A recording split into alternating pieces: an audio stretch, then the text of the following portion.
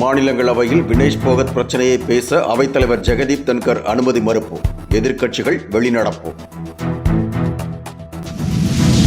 விலைவாசி உயர்வுக்கு எதிர்க்கட்சி எம்பிக்கள் கடும் எதிர்ப்பு.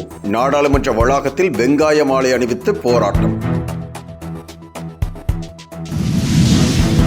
ரெப்போ எனப்படும் வங்கிகளுக்கான குறுகிய கால வட்டி விகிதம் மாற்றமின்றி 6.50% நீடிக்கும். RBI அறிவிப்பால் லோன் வாங்கிய வாடிக்கையாளர்கள் மகிழ்ச்சி.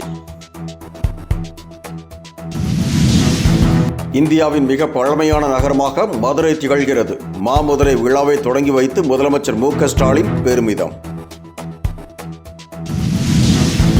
சுதந்திர தினமான ஆகஸ்ட் 15ஆம் தேதி அனைத்து ஊராட்சிகளிலும் கிராம சபை கூட்டம்.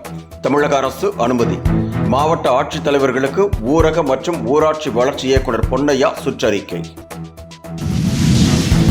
புதுமை பெண் திட்டத்தை போன்று அரசு பள்ளிகளில் பயின்று கல்லூரியில் சேரும் மாணவர்களுக்கு மாதந்தோறும் 1000 ரூபாய் வழங்கும் தமிழ் புதல்வன் என்ற திட்டத்தை கோவையில் நாளை தொடங்கி வைக்கிறார் முதலமைச்சர் மு.க. ஸ்டாலின்.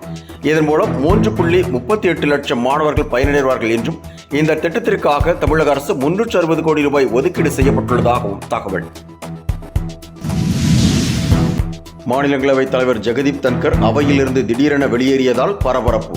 வினேஷ் போகத் பிரச்சினை குறித்து Trinamool Congress MP Derek O'Brien ஆவேசமாக பேசியதால் அதிருப்தி. வங்கதேசத்தில் நோபல் பரிசு பெற்ற முகமது யூனுஸ் தலைமையிலான இடைக்கால அரசு இன்று பதவியேற்கிறது. இராணுவத்தின் ஆதரவுடன் ஆட்சி நடத்துவார் என்றும் தகவல்.